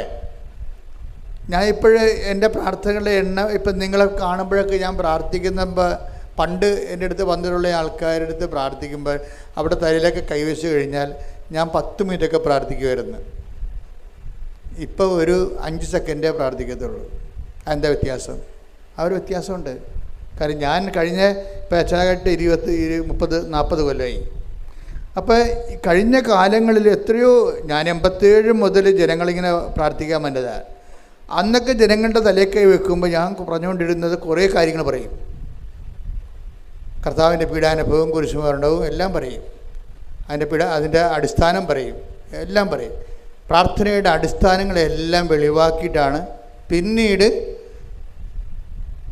ആ ജനങ്ങളുടെ രോഗങ്ങളുടെ എല്ലാം വിശദാംശങ്ങൾ പറയും. ജനങ്ങളുടെ രോഗങ്ങളുടെ, ഇപ്പോൾ രോഗങ്ങളുടെ വിശദാംശങ്ങളൊന്നും പറയത്തില്ല. എന്താ കാര്യം? ഒരു കാര്യം പറയും. എന്താണ്? മാതാവിൻ്റെ പ്രത്യക്ഷീകരണത്തിൻ്റെ സാക്ഷിയായി എന്നെ ഉയർത്തണമേ, ചാപ്റ്റർ ഈസ് ക്ലോസ്ഡ്. ആ വ്യത്യാസം വരുന്നുണ്ട്. അത് നിസ്സാര വ്യത്യാസമല്ല. എനിക്കിപ്പോൾ മനസ്സിലായെന്ന് വെച്ച് കഴിഞ്ഞാൽ വാരിക്കെട്ടി പ്രാർത്ഥിക്കേണ്ട കാര്യമില്ല. എന്താ പ്രാർത്ഥിക്കേണ്ടത്? ദൈവം നമുക്ക് നൽകിയൊരു പദ്ധതിയുണ്ട്. ദൈവം തിരഞ്ഞെടുത്ത ദൈവത്തിൻ്റെ ഒരു പദ്ധതിയുണ്ട്. ആ പദ്ധതി എന്താണ്? മാതാവിൻ്റെ പ്രത്യക്ഷീകരണമാണ്. ആ മാതാവിൻ്റെ പ്രത്യക്ഷീകരണത്തിൻ്റെ നിങ്ങളെ കൃപാസനത്തിൽ കൊണ്ടുവരാൻ കാര്യം എന്താ? 109 ധ്യാനകേന്ദ്രം കേരളത്തിലുണ്ട്. Why you should you chosen for Kripasanam. അപ്പോൾ ഉറപ്പല്ലേ? നിങ്ങൾ ഈ 109 ധ്യാനകേന്ദ്രത്തിൽ നിന്ന് നിങ്ങളെ ഈ കൃപാസനത്തിലേക്ക് നിങ്ങളെ സെലക്ട് ചെയ്യുമ്പോൾ ദൈവം ഉദ്ദേശിക്കുന്നത് എന്താ? നിങ്ങളെ മാതാവിൻ്റെ പ്രത്യക്ഷീകരണത്തിൻ്റെ സാക്ഷിയാക്കാനാണ്. അല്ലെങ്കിൽ ഈ കാണുന്ന കാര്യങ്ങളെല്ലാം എല്ലായിടത്തും ഉണ്ടല്ലേ? എല്ലാ ധ്യാനകേന്ദ്രങ്ങൾക്കും ദൈവത്തിൻ്റെ കൃപയില്ലേ? അവിടെയുള്ള ധ്യാനഗുരുക്കന്മാർക്ക് കർത്താവിൻ്റെ കൃപയില്ലേ? പക്ഷേ കൃപാസനത്തിൽ വരുമ്പോൾ ദൈവം ഉദ്ദേശിക്കുന്നത് എന്താണ്? നിങ്ങളെ മാതാവിൻ്റെ പ്രത്യക്ഷീകരണത്തിൻ്റെ സാക്ഷികളാകണം. അപ്പോൾ നിങ്ങളെന്താ ചെയ്യേണ്ടത്? അമ്മേ, എന്നെ പ്രത്യക്ഷീകരണത്തിൻ്റെ സാക്ഷിയാക്കണം. അത്രയുള്ള കാര്യങ്ങൾ. പിന്നെ നമ്മളെന്താ ചെയ്യേണ്ടത്? ഉടമ്പടിയുടെ ഈ പ്രത്യക്ഷീകരണത്തിൻ്റെ സാക്ഷിയാക്കുമ്പോൾ ദൈവം നിങ്ങളുടെ ജീവിതത്തിൽ പ്രവർത്തിക്കണ്ടേ? ക്യാൻസർ മാറണ്ടേ? തൈറോയിഡ് മാറണ്ടേ? കടങ്ങൾ പരിഹരിക്കണ്ടേ? നിങ്ങളുടെ ആധ്യാത്മിക ജീവിതം വലുതാകണ്ടേ? നിങ്ങൾക്ക് സുവിശേഷം പ്രഖ്യാപിക്കണ്ടേ? നിങ്ങൾക്ക് സുവിശേഷമാകണ്ടേ? സുവിശേഷം ഏകണ്ടേ? ദൈവത്തിൻ്റെ സ്വന്തം പൈതലാകണ്ടേ? അപ്പം അങ്ങനെ വരുമ്പോൾ അതിനാണ് ദൈവം എന്താ പറഞ്ഞിരിക്കുന്നത്? അവൻ പറയണത് പോലെ ചെയ്യുക. അപ്പം അവൻ പറയണ പോലെ ചെയ്യാൻ നമുക്ക് നോട്ട് തന്നിട്ടുണ്ട്. കൃപാസന മാതാവിൻ്റെ പ്രത്യക്ഷീകരണത്തിൻ്റെ സാക്ഷികളാണെങ്കിൽ ആദ്യം എന്താ ചെയ്യേണ്ടത്? അമ്മ ആദ്യം എന്താണ് ചെയ്തത്? ഒരു കുടുംബത്തിന് പ്രയാസങ്ങൾ വന്ന സമയത്ത്, ഒരു കുടുംബത്തിന് അപമാനം വന്ന സമയത്ത്, ഒരു കുടുംബത്തിന് നിക്കക്കളിയില്ലാത്ത സമയത്ത്, ഒരു കുടുംബത്തിന് അപമാനം വന്നപ്പോൾ അമ്മ എന്ത് ചെയ്യണമെന്നാണ് ദൈവം ആഗ്രഹിച്ചത്? അമ്മ ആ വിഷയം മുഴുവനും ഈശോയുടെ അടുത്തേക്ക് കൊണ്ടുവന്നു. ഈശോയുടെ അടുത്ത് കൊണ്ടുവന്നപ്പോൾ പറഞ്ഞു, ഈശോനെ കൊണ്ട് ദൈവം ഉദ്ദേശിക്കുന്നത് പാപത്തിന് പരിഹാരം ചെയ്യുക, മനുഷ്യരാശിയുടെ രക്ഷയും വീണ്ടെടുപ്പ് സാധിക്കുക എന്നുള്ളതാണ് ഈശോനെ കൊണ്ട് പരമപിതാവ് ഉദ്ദേശിക്കുന്നത്. അതുകൊണ്ട് ആ ഒരു ലക്ഷ്യം അട്ടിമറിക്കപ്പെടുമെന്ന് വിചാരിച്ചുകൊണ്ട് ഈശോ ആദ്യം ബ്ലോക്ക് ചെയ്യുന്നുണ്ട്. എനിക്ക് നിനക്ക് എന്താണ്? എൻ്റെ സമയം ഇനി സമാഗതമായിട്ടില്ലല്ലോ. അപ്പോൾ അമ്മ സ്വാഭാവികമായിട്ട് അമ്മയ്ക്ക് ഏറ്റവും കൂടുതൽ ബന്ധം ആരോടാ? ഈശോനോട് ഉണ്ടായേക്കാൾ നേരത്തെ ബന്ധം അപ്പയ്ക്ക് അപ്പായോടുള്ള ബന്ധം ഉണ്ടായത്. അപ്പായോട് ബന്ധം ഉണ്ടായതിൻ്റെ പേരിലാണ് അമ്മയ്ക്ക് പരിശുദ്ധാത്മാവിനെ കിട്ടിയത്. അപ്പോൾ അമ്മ അപ്പായോട് പറഞ്ഞു, വാട്ട് ഐ ഷുഡ് ഡു, ഇതാണ് ഈശോ പറയണമെന്ന് പറയും. അപ്പോഴുടനെ പരിശുദ്ധാത്മാവ് അമ്മയ്ക്ക് ജ്ഞാനവരം കൊടുക്കുന്നതാണ്. എന്താണ്? ഇങ്ങനൊരു ഈ വിഷയത്തിൽ ഈശോ നമുക്ക് ഇടപെടുത്താൻ എളുപ്പ വഴിയുണ്ട്. എന്ത് ചെയ്യണം? അവൻ പറയണ പോലെ ചെയ്താൽ മതി. അതെന്ന് വെച്ച് കഴിഞ്ഞാൽ ആ ഒരു ഇൻസിഡൻറ്റ് സംഭവിച്ചതാണെങ്കിലും അതിൻ്റെ ഒരു പ്രായോഗിക വ്യാഖ്യാനം വരണത് അമ്മ പഠിച്ച ആത്മീയതയിൽ നിന്നാണ്. അമ്മയും ഈശോനെ ഉദരത്തിൽ ഉരുവാക്കിയത് അങ്ങനെയാണ്. ദൈവത്തിനൊന്നും അസാധ്യമല്ലല്ലോ എന്ന് അമ്മയോട് പറയണില്ലേ? അമ്മ മനസ്സിലാക്കിയ ദൈവത്തെ, അമ്മയ്ക്ക് വെളിപ്പെട്ട് കിട്ടിയ ദൈവത്തെക്കുറിച്ച് മാലാഖ അമ്മയോട് പറഞ്ഞത് എന്താണ്? ദൈവത്തിനൊന്നും അസാധ്യമല്ലല്ലോ. അപ്പോൾ ദൈവം ആരാണെന്ന് ചോദിച്ചാൽ അമ്മ പറയും, 2 കാര്യം പറയും. അവൻ വലിയവനാണ്. രണ്ടാമത്തെ, കർത്താവിനിക്ക് വലിയ കാര്യങ്ങൾ ചെയ്തിരിക്കുന്നു, അവൻ വലിയവനാണ്. രണ്ടാമത്തെ എന്താണ്? അവന് ഒന്നും അസാധ്യമല്ലാത്തവനാണ്. അപ്പോൾ ഒന്നും അസാധ്യമല്ലാത്ത ദൈവത്തിനെ എങ്ങനെയാണ് നമ്മുടെ ജീവിതത്തിലേക്ക് കൊണ്ടുവരേണ്ടതെന്ന് ജ്ഞാനവരം വേണം. ആ ജ്ഞാനവരം പരിശുദ്ധാത്മാവ് അമ്മയ്ക്ക് നേരത്തെ പാഠങ്ങൾ കൊടുത്തിട്ടുണ്ട്. നീ ഗർഭം ധരിച്ചു ഒരു പുത്രനെ പ്രസവിക്കുമെന്ന് പറയുമ്പോൾ ഈശോ പറഞ്ഞ സംഭവങ്ങൾ തന്നെ അതിൻ്റെ ഒരു ബാലൻസ് തന്നെ അമ്മയും പണ്ട് ദൈവത്തോട് സംസാരിച്ചതാണ്. ഇതെങ്ങനെ സംഭവിക്കും, ഇതെങ്ങനെ സംഭവിക്കും, ഞാൻ പുരുഷനെ അറിയുന്നില്ലല്ലോ. അത് തന്നെയാണ് അതിൻ്റെ തന്നെ വേറെ ഒരു ഭാഷയാണ് എനിക്കും നിനക്കും എന്ത്, എൻ്റെ സമയം ഇനിയും സമാഗതമായിട്ടില്ലല്ലോ. അതാണ് സംഭവം. രണ്ടും ഒന്ന് തന്നെയാണ്. ഇപ്പം പണ്ട് ഈശോയ്ക്ക് പകരം അമ്മയാണ് ഈ ചോദ്യം ചോദിച്ചത്. അമ്മ എന്താണ് ഈ അപ്പയോട് ചോദിച്ചത്? ഇതെങ്ങനെ സംഭവിക്കും. അപ്പോൾ പരിശുദ്ധാത്മാവ് അമ്മയ്ക്ക് ഒരു ആൻസർ കൊടുത്തു. എന്താ പറഞ്ഞത്? ഞാൻ പരിശുദ്ധാത്മാവ് നിൻ്റെ മേൽ വരും. അത് മാലാഖ വഴി പറഞ്ഞതാണ്. എന്നിട്ട് നിന്നിൽ നിന്ന് ഉത്ഭവിക്കുന്നവൻ അത്യുന്നതൻ ദൈവത്തൊന്ന് വിളിക്കപ്പെടും. ആ വെളിപാട് അവസാനിക്കുന്നത് എങ്ങനെയാണ്? ദൈവത്തിനൊന്നും അസാധ്യമല്ലല്ലോ എന്ന് പറയുമ്പോൾ അമ്മ ഒരു ഉത്തരം പറയുന്നുണ്ട്. എന്താണ്? ഇതാ കർത്താവിൻ്റെ ദാസി, നിൻ്റെ വചനം പോലെ എന്നിൽ നിറവേട്ടെ. അപ്പോൾ വചനം എന്ന് പറയുന്നത് എന്താണ്? എല്ലാ ഒന്നും അസാധ്യമല്ലാത്ത ദൈവത്തിനെ നമ്മുടെ ജീവിതത്തിൽ എല്ലാം സാധ്യമാക്കുന്നതിൻ്റെ ഒരു പോംവഴി എന്താണ്? വചനത്തെ, നിൻ്റെ വചനം പോലെ എന്നിൽ, ആ വചനത്തെ നിറവേറ്റുകയാണ്. ഇതമ്മ പഠിച്ചതാണ് നേരത്തെ. ഈ നേരത്തെ പഠിച്ച പാഠത്തിൻ്റെ റിവിഷൻ മാത്രമാണ് കാനായിൽ എനിക്ക് നിനക്ക് എന്ത്, എൻ്റെ സമയം ഇനി സമാഗതമായിട്ടല്ലോ എന്ന് പറയുമ്പോഴേ അമ്മ താൻ അനുവർത്തിച്ച് എങ്ങനെയാണോ അസാധ്യമായ ഒന്നും അസാധ്യമല്ല ദൈവത്തിൻ്റെ വചനത്തെ തൻ്റെ ഉദരത്തിൽ മാംസമാക്കിയത്, അതേ ഇക്വേഷൻ, അതേ ഫോർമുല അമ്മ ജനങ്ങളോട് പറയും. എന്താണ്? ഞാൻ ഇങ്ങനെയാണ് ഈശോൻ്റെ ഉദരത്തിൽ വചനത്തെ ഗർഭം ധരിച്ച് മാംസമാക്കിയതെങ്കിലേ സന്നിഗ്ധമായ അവസ്ഥയിൽ ദൈവത്തെ ഈ വിഷയത്തിൽ ഇടപെടുന്നതിന് ഒറ്റ കാര്യം അത്രയേ ഉള്ളൂ. എന്നെപ്പോലെ നിങ്ങളും ദൈവത്തിൻ്റെ വചനം അവൻ പറയണത് പോലെ ചെയ്താലും മതി. നമ്മൾ ഉടമ്പടി ചെയ്യണത് അതാണ്. നമ്മുടെ വിഷയങ്ങളെ സാധ്യമാക്കുന്നതിന് വേണ്ടിയും ഒന്നും അസാധ്യമല്ല ദൈവത്തിന് നമ്മുടെ ജീവിതത്തിൽ ഇടപെടുന്നതിന് വേണ്ടിയും മരിയൻ സ്പിരിച്വാലിറ്റിയാണ് നമ്മൾ അപ്ലിക്കേറ്റ് ചെയ്യണത്. അതെന്താണ്? അവൻ പറയണത് പോലെ ചെയ്യുന്നു. ഇതാ കർത്താവിൻ്റെ ദാസി നിൻ്റെ അപ്പോൾ വചനമാണ് പ്രശ്നം. വചനത്തെ ആർട്ടിക്കുലേറ്റ് ചെയ്തിട്ട് ഒരു വചനത്തെ എങ്ങനെയാണ് ഈശോയാക്കി കൈയും കാലും വെച്ച് അതവസാനം നിത്യതയുടെ ദൈവത്തിൻ്റെ പദ്ധതിയാക്കി മാറ്റിയത്, അതേ പ്രിൻസിപ്പിൾ തന്നെയാണ് നമ്മുടെ ജീവിതത്തിലെ. ഇപ്പം നമ്മൾ ഉടമ്പടിയിൽ എന്താ ചെയ്യണത്? നമ്മുടെ കോമ്പറ്റൻസി വർദ്ധിപ്പിക്കും, അല്ലേ? കോമ്പറ്റൻസി എന്ന് പറഞ്ഞാൽ ആദ്യം നമ്മൾ ചെയ്യണത് എന്താണ്? ദൈവത്തോട് ഉടമ്പടി ചെയ്യാൻ നമ്മൾ ദൈവത്തോട് ഉടമ്പടി ചെയ്യാനോ ദൈവത്തിന് മുഖത്ത് നോക്കാനോ ദൈവത്തിൻ്റെ വാക്ക് കർത്താവിന് നാമം വൃഥ പ്രയോഗിക്കരുതെന്ന് പോലും നമ്മുടെ പ്രമാണത്തിലുണ്ട്. ആ പ്രമാണം കാലഹരണപ്പെട്ടിട്ടില്ല, അല്ലേ? കർത്താവിന് നാമം വൃഥ 10 കൽപ്പനയിൽ ഉള്ളതാണ്. അപ്പോൾ ദൈവത്തിന് നാമം പോലും പ്രയോഗിക്കുന്നത് ഭയപ്പെട്ടാണ് ഉപയോഗിക്കുന്നത്. ആ ഒരു സ്ഥാനത്താണ് നമ്മൾ ദൈവത്തോട് ഉടമ്പടി ചെയ്യണത്, ഈശോനോട് ഉടമ്പടി ചെയ്യണത്. ഉടമ്പടി ചെയ്യുന്ന ആരിലൂടെയാണ് നമ്മൾ ചെയ്യണത്? അതിന് നമ്മൾ ചെയ്യുന്ന ഒരു ആ ഉടമ്പടി ചെയ്യാനുള്ള യോഗ്യത കൈവരിക്കുന്നത് എങ്ങനെയാണ്? കോമ്പറ്റൻസിയിലൂടെയാണ്. കോമ്പറ്റൻസി എന്താണ്? നമ്മൾ ദൈവത്തോട് ഉടമ്പടി ചെയ്യാൻ പറ്റുന്ന ഒരാളായിട്ട് നമ്മളെ തന്നെ ഈ 3 മാസം കൊണ്ട് നമ്മൾ ഒരുക്കും. ദൈവത്തോട് ഉടമ്പടി ചെയ്യാൻ പറ്റുന്ന ഒരാളായിട്ട് നമ്മളെ തന്നെ ഒരുക്കും. അതെങ്ങനെ നമ്മൾ ഒരുക്കണത്? അത് 3 പോയിന്റിലൂടെ നമ്മൾ ഒരുക്കണത്, കോമ്പറ്റൻസി വർദ്ധിപ്പിക്കണത്. ചില ആൾക്കാരുടെ ഉടമ്പടി ഇപ്പോഴും കത്താതെ എന്താണെന്നറിയാമോ? നിങ്ങളുടെ കോമ്പറ്റൻസി ഇല്ലാത്ത കാരണം ഇപ്പോഴും ഉടമ്പടിയായ ദൈവം അംഗീകരിച്ചിട്ടില്ല. അതാണ് പ്രശ്നം. ചില ആൾക്കാരുടെ ഉടമ്പടി കത്താത്ത എന്താ കാര്യം? നിങ്ങളിപ്പോഴും ദൈവത്തോട് ഉടമ്പടി ചെയ്യാൻ പറ്റുന്ന ഒരാളായിട്ട് ദൈവം കണ്ടിട്ടില്ല. അതാണ് എൻ്റെ പ്രശ്നം. ദൈവത്തോട് ഉടമ്പടി ചെയ്യണമെങ്കിൽ ഉടമ്പടിയുടെ കവനൻ്റ് കോമ്പറ്റൻസി ഉണ്ട്.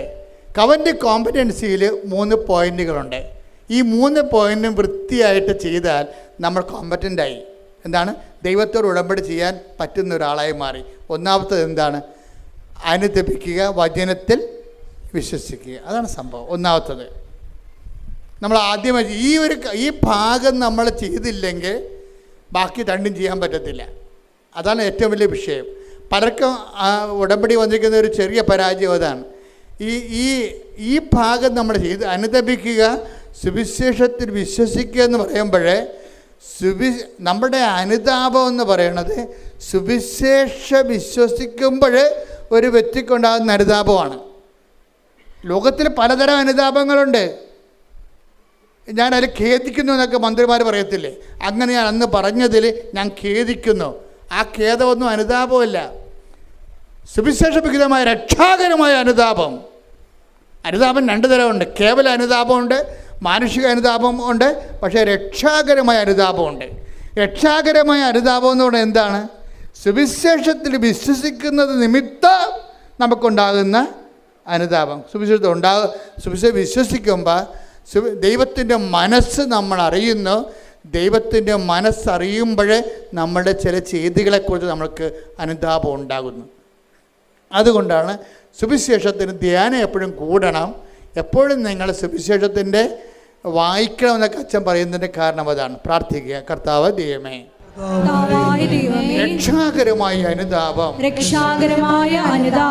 എന്നിൽ ജനിച്ച് ദൈവത്തോട് ഉടമ്പടി ചെയ്യാൻ യോഗ്യതയുള്ള വ്യക്തിയായി മാറുന്നതിനായി കർത്താവേ, സുവിശേഷവിഹിതമായ അനുതാപത്താൽ എന്നെ അഭിഷേകം ചെയ്യണം.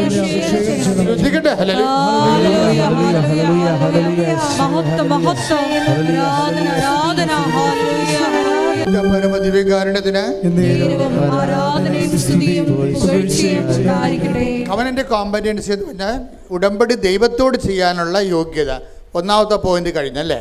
ഇനി രണ്ടാമത്തെ പോയിന്റ് ഉണ്ട്. ആദ്യത്തെ പോയിന്റ് എന്താണ്? അനുദപിക്കുക, വിശ്വസിക്കുക. ഇനി നമ്മളെ യോഗ്യമാക്കുന്ന ഒരു ഉത്തമ ഉടമ്പടി പങ്കാളിയായി മാറ്റുന്ന രണ്ടാമത്തെ പോയിൻ്റ് എന്താണെന്നറിയാവോ? അവൻ പറയണത് പോലെ ചെയ്യുക. അതതിൻ്റെ മർമ്മം എന്ന് പറഞ്ഞാൽ അവൻ പറയണവർ ചെയ്യുക.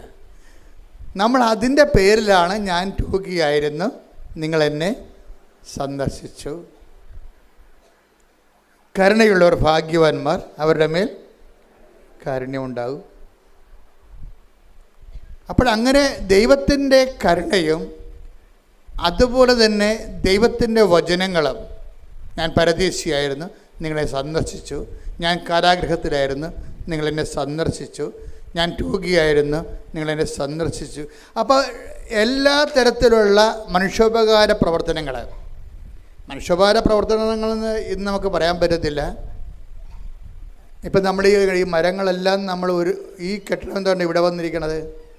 ഈ കെട്ടിടം എന്താ ഇവിടെ? ഈ കെട്ടിടം കല്ലിട്ടത് അവിടെയാണ്. അപ്പം ഞങ്ങൾ കെട്ടിടം പണിയാൻ വേണ്ടി വന്നപ്പോൾ അവിടെ 2 മരം നിൽക്കുന്നുണ്ടായിരുന്നു.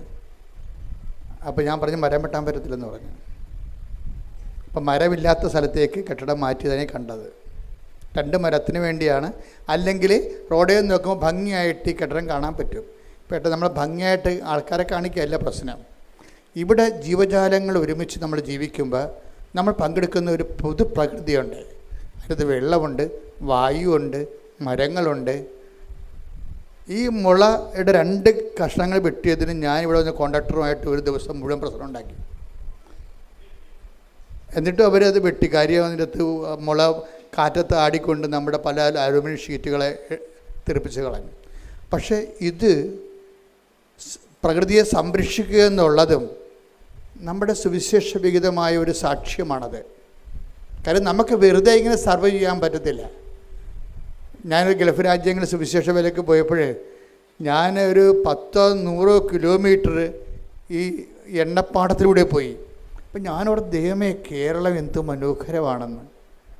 ഖത്തറിൽ ചെന്നപ്പോൾ അത് വേറൊരു രാജ്യമാണ്. ഖത്തറിൻ്റെ വിമാനത്താവളത്തിനകത്ത് അവർ വനം വെച്ച് പിടിപ്പിക്കുകയാണ്. വിമാനത്താവളത്തിനകത്ത് അതെന്ത് കോടികൾ മുടക്കിയാണ് ആ മരങ്ങൾ വെച്ച് പിടിപ്പിക്കുന്നത്. ഒരു പച്ചപ്പില്ലാത്തതിന് എന്തുമാത്രം വിഷമിക്കണമെന്നാണ്. അപ്പം നമുക്ക് ഉള്ള സാഹചര്യങ്ങളെ ഉപയോഗിക്കുന്നത് ഈ മനുഷ്യൻ മാനസാന്തരപ്പെടുന്ന മാത്രമല്ല, മാനസാന്തരത്തിൻ്റെ ഒരു ഇക്കോളജിയുമായിട്ട് കുറേ ബന്ധമുള്ള കാര്യങ്ങളാണ്. പക്ഷേ എല്ലാ ജീവജാലങ്ങളും വളരാനും പുലരാനും അനുവദിക്കുന്നു. നമുക്ക് ദോഷം ഉണ്ടാകുന്ന ജീവജാലങ്ങളെക്കുറിച്ചല്ല. ഇപ്പോൾ പാമ്പിനൊക്കെ പറഞ്ഞ് വീട്ടിൽ കയറ്റി വെക്കുന്ന കഴിഞ്ഞാൽ ചിലപ്പോൾ അത് കൊത്തി ചത്തുപോകും നമ്മൾ. അതിനൊക്കെ നമുക്ക് കർത്താവ് പറഞ്ഞിട്ടുണ്ട്, നിങ്ങളെ വിവേകമുള്ളവരായിരിക്കണമെന്ന്. സർപ്പങ്ങളെപ്പോലെ വിവേകമുള്ളവരായിരിക്കണം. വിവേകം കാണിക്കേണ്ടി വരും ആ കാര്യത്തിൽ. അപ്പം പ്രകൃതി സ്നേഹം കാരണം വിവേകം പോകരുത്. അതൊരു പ്രാക്ടിക്കൽ പ്രൂഡൻസാണ് അതിൻ്റെ പശ്ചാത്തലം. അപ്പം ഞാൻ പറഞ്ഞു വരുന്നതിൻ്റെ കാരണം, അവൻ പറയണത് പോലെ ചെയ്തു വരുമ്പോഴേ സ്വാഭാവികമായിട്ടും മനുഷ്യൻ മാത്രമല്ല അവിടെ ആ ചെയ്യത്തിലുള്ളത്, പ്രകൃതിയും പരിസരങ്ങളും എല്ലാം അതിൻ്റെ അകത്തുണ്ട്. നമുക്ക് സ്വത്തവും സമാധാനമായിട്ട് ജീവിക്കണമെങ്കിൽ ഇപ്പോൾ ആലപ്പുഴ വരുമ്പോൾ നമുക്ക് ഉണ്ടാകുന്നൊരു പ്രശ്നം എന്താ, ഇവിടുത്തെ എയർ ഇത്തിരി കട്ടിയാണ്. പക്ഷേ ഇടുക്കി ചെന്ന് കഴിഞ്ഞാൽ ഞങ്ങൾ ഞാൻ പറഞ്ഞ ഇടയ്ക്ക് ഞാൻ കാട്ടിൽ പോകും. എന്തിനാണെന്ന് അറിയാം, നല്ല ഫ്രഷ് ഓക്സിജൻ കിട്ടാൻ വേണ്ടിയാണ്. ഒരു ദിവസം മുഴുവനും കാട്ടിലൂടെ ഞാനും സണ്ണിയും കൂടി വെറുതെ സഞ്ചരിച്ച് അങ്ങോട്ടും ഇങ്ങോട്ടും വെറുതെ കാറിൻ്റെ ഡോറ് തുറന്നിട്ട്, എന്ന് വെച്ച് കഴിഞ്ഞാൽ അതൊരു ട്രീറ്റ്മെൻറ്റാണ് ശരിക്കും പറഞ്ഞാൽ.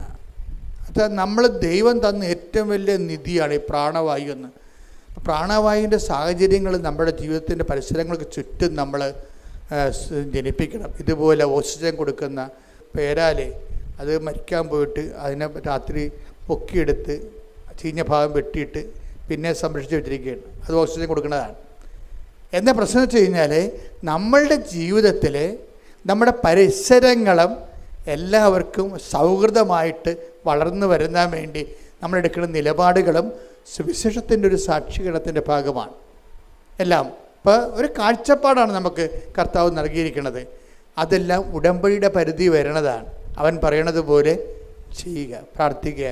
കർത്താവായ ദൈവമേ, ദീനാനുകമ്പയോടുകൂടി മനുഷ്യനോട് പെരുമാറുമ്പോൾ തന്നെ സർവ്വജീവജാലങ്ങളോടും പ്രകൃതിയോടും ശുദ്ധമായ വെള്ളവും ശുദ്ധമായ വായു ഇവിടെ സംരക്ഷിക്കപ്പെടാൻ വേണ്ടി ദൈവമേ, അവൻ പറയണത് പോലെ ഞാൻ രോഗിയായിരുന്നു, നിങ്ങൾ എന്നെ സന്ദർശിച്ചു. പ്രകൃതിയും പരിസരവും രോഗാതുരമാകുമ്പോൾ മനുഷ്യരാശിക്ക് വേണ്ടി ദൈവത്തിന്റെ സൃഷ്ടിയെ സംരക്ഷിക്കാനുള്ള സുവിശേഷവിഹിതമായ പ്രതിബദ്ധതയാൽ എന്നെ അഭിഷേകം ചെയ്യണമേ.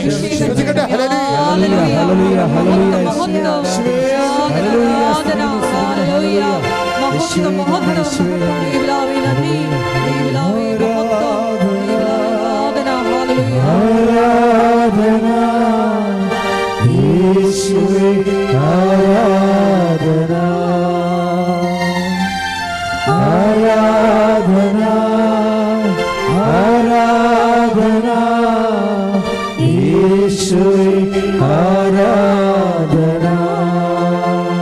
പരിശുദ്ധ പരമ ദിവ്യകാരുണ്യത്തിന്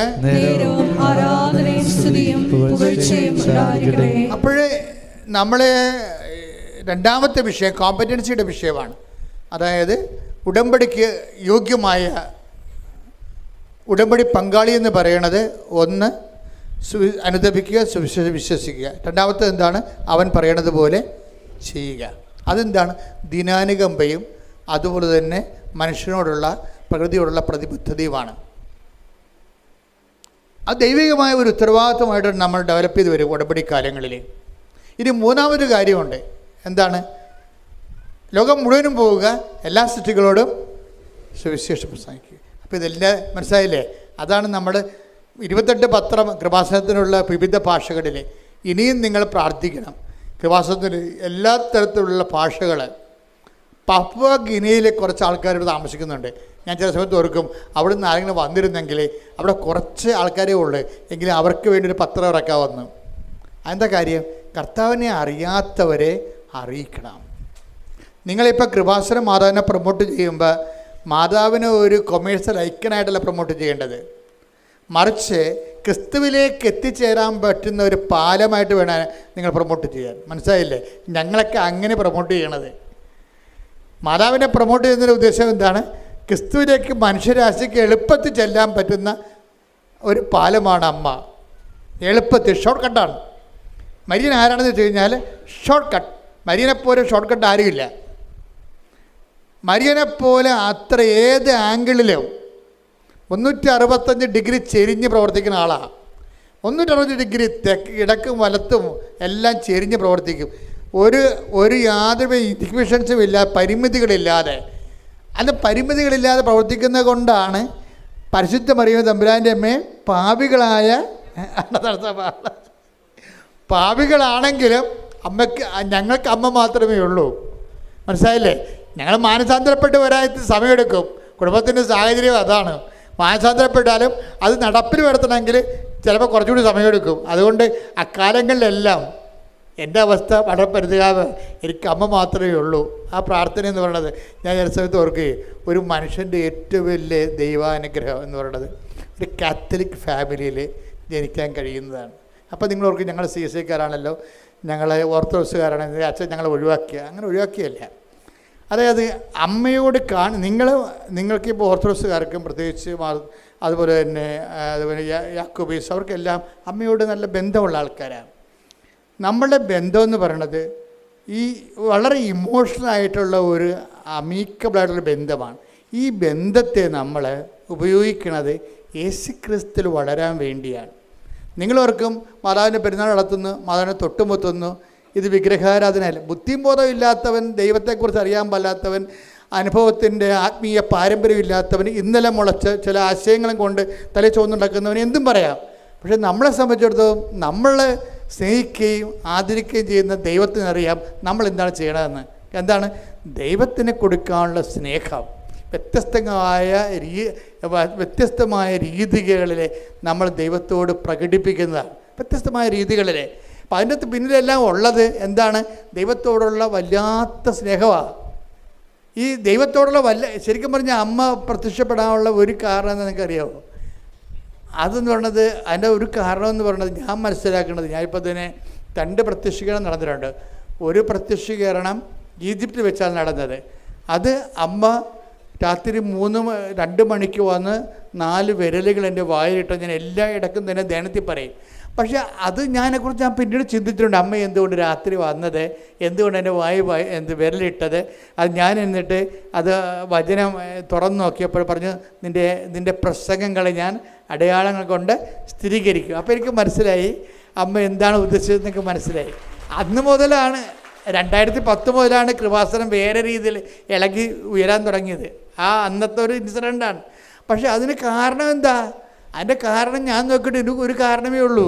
10 ദിവസം ഞാൻ ഈശോൻ്റെ നാട്ടിലുണ്ടായിരുന്നു, ഇസ്രയേലിൽ. അപ്പോൾ ആ സമയത്തെല്ലാം ഈശോൻ്റെ സ്ഥലത്ത് ചെല്ലുമ്പോൾ ഞാൻ മുട്ടേ നിൽക്കും. ഈശോനെ വിധിച്ച സ്ഥലം, ഈശോ നടന്ന സ്ഥലമൊക്കെ ചെല്ലുമ്പോൾ ഞാൻ മിണ്ടത്തില്ല, എൻ്റെ കണ്ണൊക്കെ നിറയും. ആരോടും ഞാൻ സംസാരിക്കത്തില്ല. ഞാൻ ഈ സ്ഥലങ്ങളൊക്കെ ചോദിച്ച് മനസ്സിലാക്കിയിട്ട് അവിടെ മുട്ടേ നിൽക്കും. പക്ഷെ നിലം ചുംബിക്കും. പിന്നെ ഞാൻ ഈ നസ്രത്തിൽ പോയി.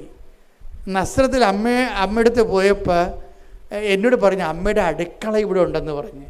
എൻ്റെ അമ്മ ഞാനെല്ലാം പിന്നെ ഓരോരുത്തരും പോകണ്ടെന്ന് പറഞ്ഞുകൊണ്ട് നേരെ അടുക്കളയിലോട്ട് ഓടി.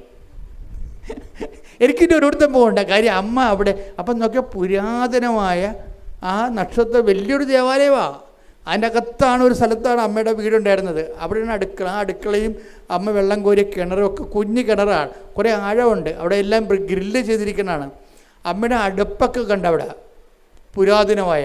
ഞാൻ അവിടെ ഇരുന്നുകൊണ്ട് വേറെ ആൾക്കാർ എന്നെ വിളിക്കുന്നുണ്ട്, ഇത് അവിടെ കാണണം ഇവിടെ കാണണം എന്ന് പറയുമ്പോൾ ഞാൻ പറഞ്ഞു, ഞാൻ ഇവിടെ 3 കൊന്തയില്ലേ അവിടെ ഇരുന്ന്. ആ അടുക്കളയിരുന്ന് അമ്മ ഈശോയ്ക്ക് കുപ്പൂസൊക്കെ ഉണ്ടാക്കി കൊടുത്ത സ്ഥലമാണത്, ചപ്പാത്തിയൊക്കെ ഉണ്ടാക്കി കൊടുത്ത സ്ഥലമാണ്. അപ്പം അമ്മ എന്തുമാത്രം സങ്കീർത്തനം പാടിയിട്ടായിരിക്കും അവിടെ ഇരുന്നുകൊണ്ട് ഇതൊക്കെ ചെയ്തിരിക്കണത്. അപ്പം ഈശോയും അവിടെ ജീവിച്ച സ്ഥലമാണ്. അപ്പം ഞാൻ കുറേ നേരം അവിടെ ഇരുന്ന് ഒരു 3 കൊന്ത ചെല്ലി. അപ്പം ഞാൻ ഓക്കെ ആയി. 3 കൊന്ത ജവന്മാർ അവിടെ ചെല്ലി. അപ്പം ഇങ്ങനെ ഓരോ സ്ഥലത്ത് ചെല്ലുമ്പോഴും ഞാൻ 10 ദിവസം ഉണ്ടായി. 10 ദിവസവും ഞാൻ ആരോടും സംസാരിക്കാതെ ജവമാല ചൊല്ലി ദൈവത്തിൻ്റെ രക്ഷാകരമായ സംഭവങ്ങൾ നടന്ന സ്ഥലങ്ങളെല്ലാം കണ്ട് അവിടെ ആരാധിച്ചു വന്ദിച്ചു. അവസാനം ഗെത്സമനിൽ പോയി. ഗെത്സമനിൽ പോയപ്പോൾ പയ്യപ്പള്ളി അച്ഛനാണ് എൻ്റെ കൂടെ ഉണ്ടായിരുന്നത്. പയ്യപ്പള്ളി അച്ഛൻ ഞാനിവിടെ കുർബാന ചെല്ലുകയാണ്. എന്നിട്ട് പയ്യപ്പള്ളി അച്ഛൻ കുർബാന കൊടുക്കാൻ വേണ്ടി പോയപ്പോൾ എന്നോട് പറഞ്ഞു, അച്ഛൻ ഈ സൈഡ് കൊടുക്ക്, ഞാൻ ഈ സൈഡ് കൊടുക്കാമെന്ന് പറഞ്ഞു. അച്ഛൻ ആ സൈഡ് കൊടുത്ത് പിന്നെ ഞാൻ പോയില്ല. എനിക്ക് വേറൊരു ലക്ഷ്യം ഉണ്ടായിരുന്നു. എന്താണ്? ഈശോ മുട്ടുകുത്തിയ ഗെത്സേമിന് മുട്ടുകുത്തിയ സ്ഥലം ഈ ബലിപീഠത്തിൻ്റെ ഫ്രണ്ടിലാണ്. അവരവിടെ പിച്ചളം വെയിൽ കൊണ്ട് കെട്ടിയിരിക്കുകയാണ്. അപ്പോൾ അവിടെ ഒരു പട്ടാളക്കാരനപ്പോൾ ഒരാൾ നിൽപ്പുണ്ട് അവിടെ സൂക്ഷിക്കാൻ വേണ്ടി. അയാൾ അങ്ങോട്ട് തിരിഞ്ഞ സ്ഥലത്ത് ഞാൻ ആ കുർബാന ഉടുപ്പുമായിട്ട് ചാടി ഇതിനകത്ത് വീണു. എന്നിട്ട് ഞാൻ ഒരു നിമിഷം മുട്ടയത്, എന്തെല്ലാം പ്രശ്നം ഉണ്ടായാലും ശരി ഒരു നിമിഷം മുട്ടയത്. എന്താണ്? കർത്താവ് അന്ത്യവിനാഴിക മുട്ടുകുത്തിയൊരു സ്ഥലമാണ്. ദൈവത്തെ നമ്മൾ സ്നേഹിക്കുന്നത് വൈകാരികമായിട്ടാണ് സ്നേഹിക്കുന്നത്, ബുദ്ധിപരമായിട്ടല്ല. അങ്ങനെ വൈകാരികമായി ദൈവത്തെ സ്നേഹിക്കുമ്പോൾ സംഭവിക്കുന്ന വിഷയമാണ് ഈ പ്രത്യക്ഷീകരണം എന്ന് പറയുന്നത്. മനസ്സിലായില്ലേ? അതൊന്നല്ല, ഒരു 9 പ്രാവശ്യം പ്രത്യക്ഷപ്പെടണമെങ്കിലും ദൈവത്തിനൊരു പിശുക്കുമില്ല. എന്താണ്? നീ ദൈവത്തെ സ്നേഹിക്കുന്ന വ്യക്തിയായിട്ട് ദൈവത്തിന് തോന്നിയാൽ മതി. ശ്രുതിക്കട്ടെ ഹല്ലേലൂയ. Hallelujah, hallelujah. മഹത്വം, മഹത്വം, ആരാധന, ആരാധന. ദൈവപിതാവേ നന്ദി, ദൈവപിതാവേ മഹത്വം, ദൈവപിതാവേ ആരാധന. കൃപയുടെ കൂടാരമേ, വാഗ്ദാനം തേടണമേ, കൃപാസനത്തിൻ്റെ അമ്മേ, സഞ്ചാരി മാതാവേ, കൃപയുടെ കൂടാരമേ, വാഗ്ദാനം തേടണമേ, കൃപാസന